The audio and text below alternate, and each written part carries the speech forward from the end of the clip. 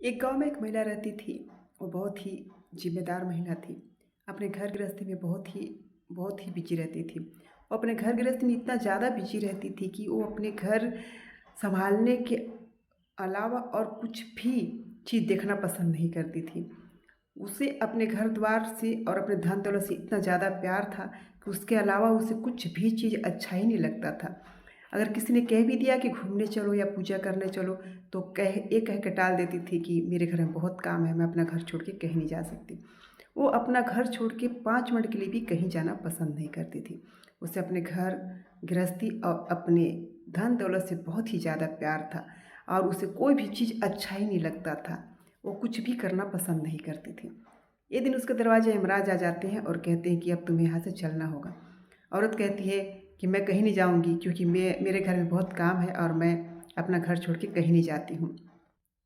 उसके बात को सुन के यमराज हंसने लगते हैं और कहते हैं कि अब इन सब बातों का कोई मतलब नहीं है, क्योंकि अब तुम्हें यहाँ चलना होगा और अब तुम्हारे यहाँ टाइम ख़त्म हो चुका है।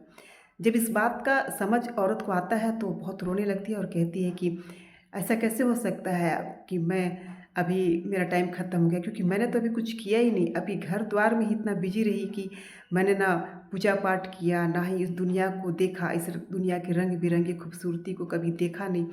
और मुझे और भी कुछ पूजा पाठ नहीं किया, दान पुण्य नहीं किया, तो मैं अभी कैसे जा सकती हूँ। मुझे अभी और वक्त यहाँ रहने दीजिए। ऐसा कह के वो बहुत रोने लगती है। तभी महाराज कहते हैं कि ऐसा नहीं होता है। यही तो परीक्षा का टाइम है कि इस जिसको जितना समय मिला है उतना ही समय में सब कुछ करना है। यही देखना होता है कि कौन कितना किया और कौन क्या किया। जिस तरह बच्चे स्कूल में पढ़ते हैं और एग्ज़ाम के टाइम पे सभी बच्चों को एक निर्धारित टाइम मिलता है और उस टाइम पे कोई बच्चा एग्ज़ाम में फेल हो जाता है, कोई बच्चा पास हो जाता है और कोई बच्चा तो इतना ज़्यादा नंबर ले आता है कि वो इस दुनिया का सबसे महान आदमी बन जाता है। यही देखना होता है। और आपने वो टाइम खो दिया। आपका जो जितना टाइम था उसी टाइम पे हर चीज़ कर लेना चाहिए था, लेकिन अब पछताने से कोई फ़ायदा नहीं। आपने सिर्फ अपने घर गृहस्थी और धन पे ध्यान दिया, भक्ति पे कभी भी ध्यान नहीं दिया और अच्छे काम पे कभी भी ध्यान नहीं दिया। इसलिए कहते हैं कि जितना टाइम है अपने पास उसी टाइम पे हमें सब कुछ कर लेना चाहिए।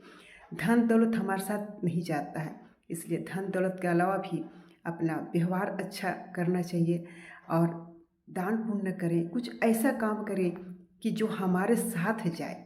और जिसे हम यहाँ पे छोड़ के जाना है उस पे ध्यान देने से क्या मतलब है। हमें उस पे ज़्यादा ध्यान देना चाहिए जो हमारे साथ जाएगा।